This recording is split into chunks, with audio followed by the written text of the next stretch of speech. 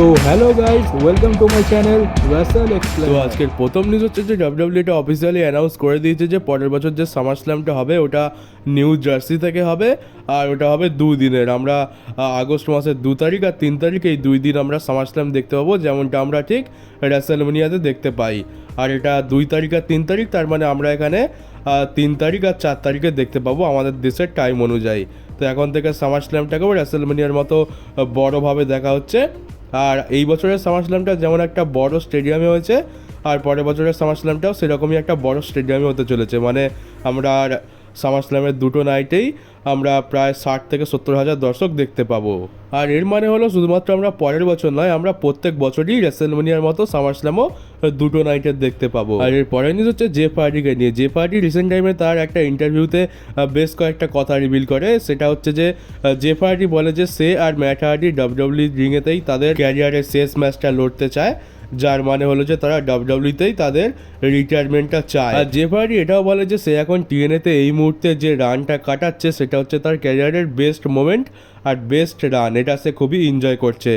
আর Jeff hardy খুবই একটা shocking জিনিস রিভিল করে, সেটা হলো যে যখন ডাব্লিউডাব্লিউতে জেফ হার্ডি ছিল লাস্টের দিকে, তখন তাকে ডাব্লিউডাব্লিউ হল অফ ফেমেতে ইন্ডাক্ট করার প্রস্তাব দেয়, কিন্তু জেফ হার্ডি সেটা প্রত্যাখ্যান করে।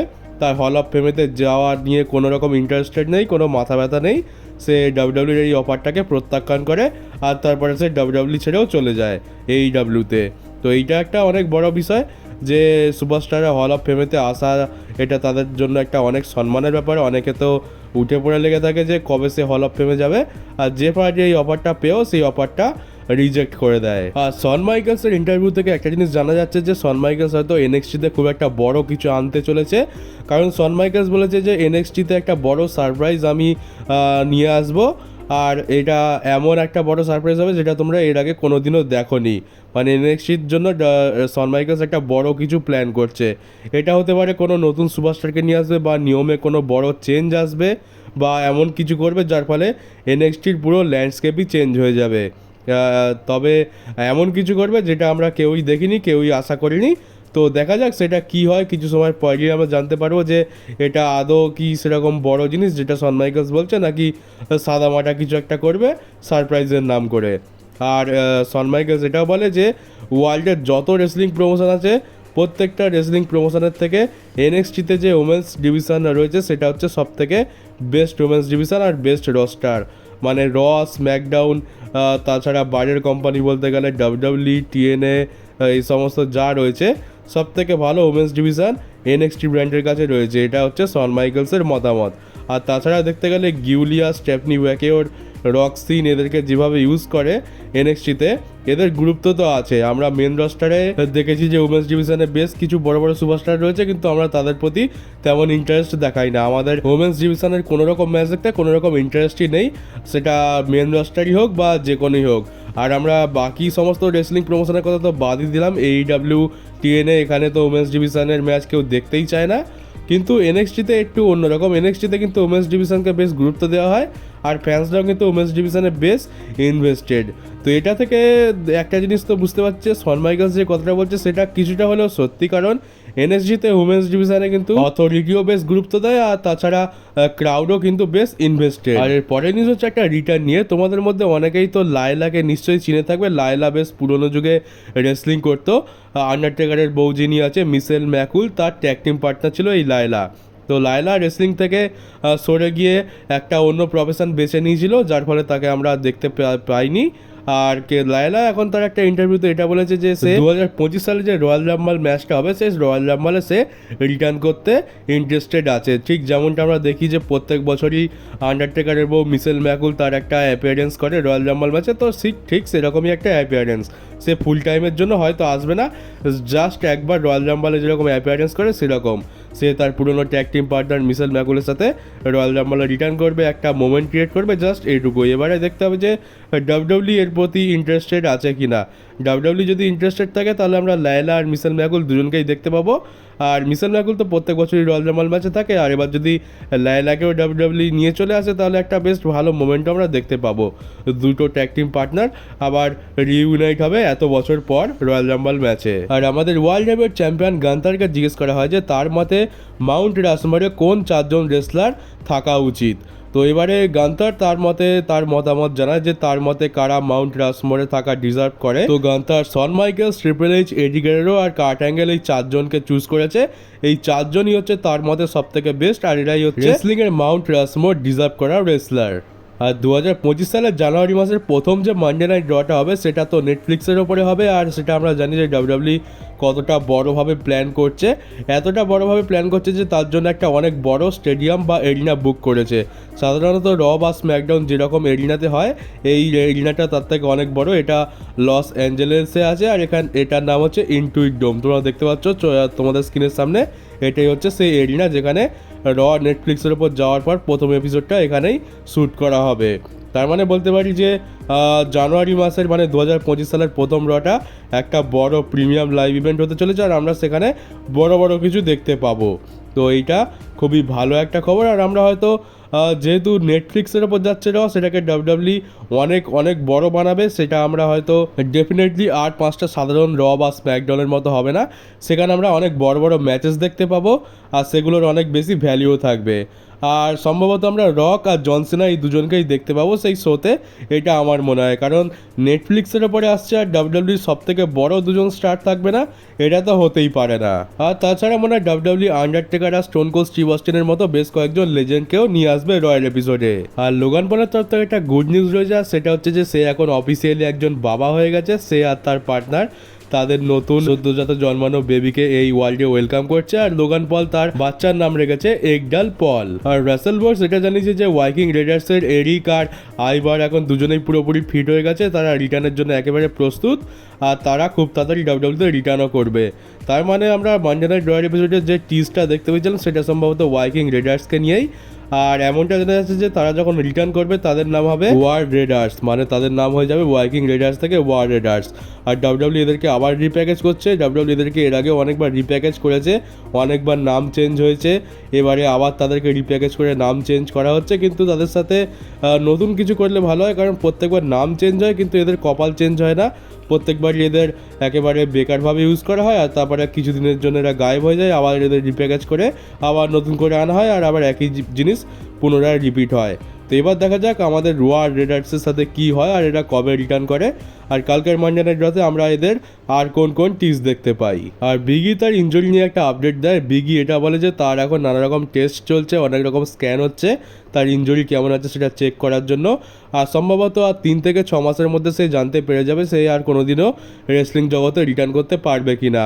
সে পুরোপুরি মেডিকেল ক্লিয়ার হবে কি হবে না সেটা সে আর 3 থেকে 6 মাসের মধ্যেই জানতে পারবে। তো যদি সে পুরোপুরি ক্লিয়ার হয়ে যায় তাহলে অফকোর্স সেটা আমাদেরকে তো জানাবে না, সে সারপ্রাইজ রিটার্ন করবে। আর যদি সে পুরোপুরি ক্লিয়ার না হয় আর জানতে পারে যে সে আর কোনোদিনও রেসলিং করতে পারবে না, তাহলে বিগিকে আমরা তখনই অফিসিয়ালি রিটায়ার বলে ধরে নিতে পারবো। তো কিছুদিন আগে সেথ রলিন্স একটা ফুটবল ম্যাচ দেখতে গেছিলো, আমরা সেখানের ভিডিও ক্লিপ তো সবাই দেখেছি। সেথ রলিন্স সেখানে তার টাইম এনজয় করছিল। আর সেথ রলিন্সকে আজকের আরেকটা গেমেতে দেখা গেছে সে ক্রাউডের সাথে এনজয় করছে, সেখানে তাকে ক্যামেরায় দেখানো হচ্ছে, সে ক্রাউডকে চিয়ারও করছে।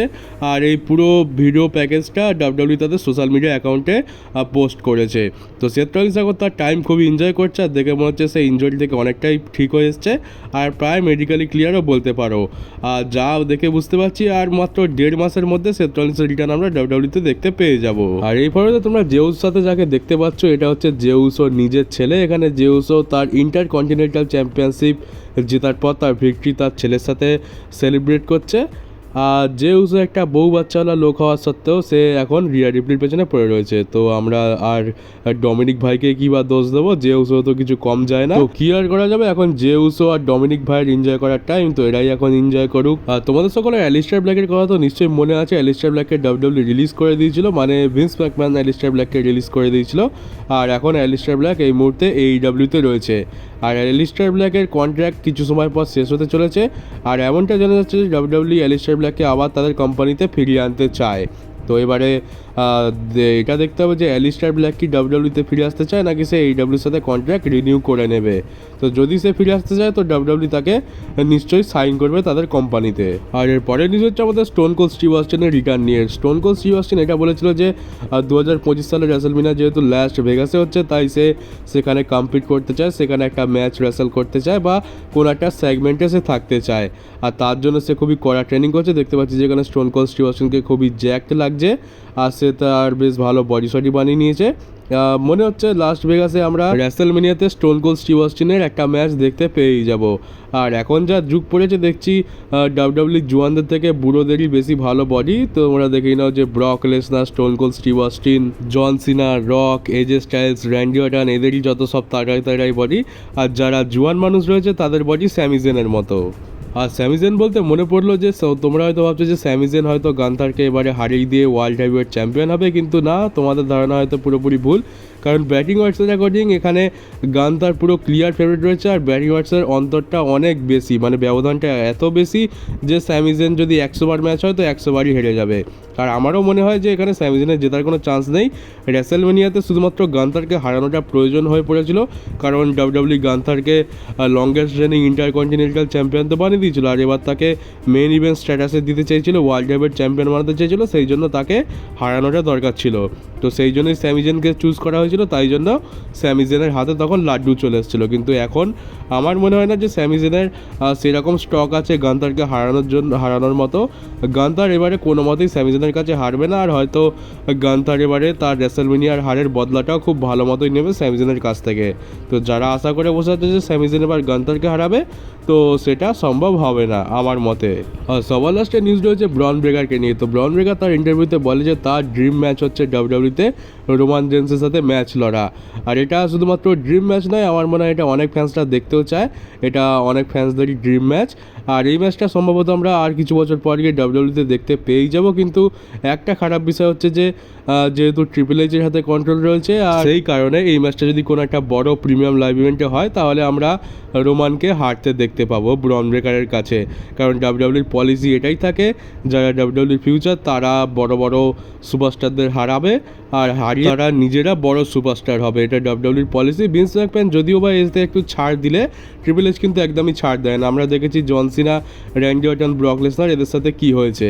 তো রোমানের সাথেও একদিন এটা হবে, আর এটা আমাদেরকে মেনে নিতে হবে। এক সময় রকও জন সিনাকে পুশ করার জন্য 2 বছর সময় লাগিয়েছিল, আর শেষমেশ রক জন সিনার কাছে হেরে যায়, আর তারপর জন সিনাকে একটা বড় স্টার হিসাবে এস্টাবলিশ করে দিয়ে ডাব্লিউডব্লিউ থেকে বিদায় নেয়।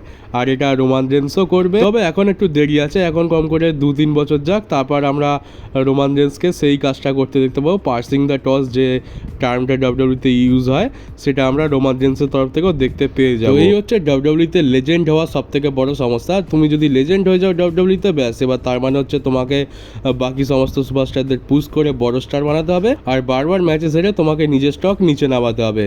তো এই হচ্ছে ডাব্লিউডব্লিউর লেজেন্ডের পলিসি। তুমি শুধু নামেই লেজেন্ড, তোমার আসল কাজ হচ্ছে নতুন নতুন সুপারস্টারদের কাছে ম্যাচ হেরে তাদেরকে পুশ করা। তো চলো গাইজ, আজকে ভিডিও এই পর্যন্ত ছিল। কেমন লাগলো কমেন্ট বক্সে অবশ্যই জানিও। নতুন থাকে চ্যানেলটাকে সাবস্ক্রাইব করে নোটিফিকেশন বেলটাকে অবশ্যই অন করে দিও, আর পারলে ভিডিওটাকে শেয়ারও করে দিও। তো চলো গাইজ, দেখা হচ্ছে তোমাদের সাথে আমার পরের ডাব্লিউডব্লিউর নিউজ ভিডিওতে।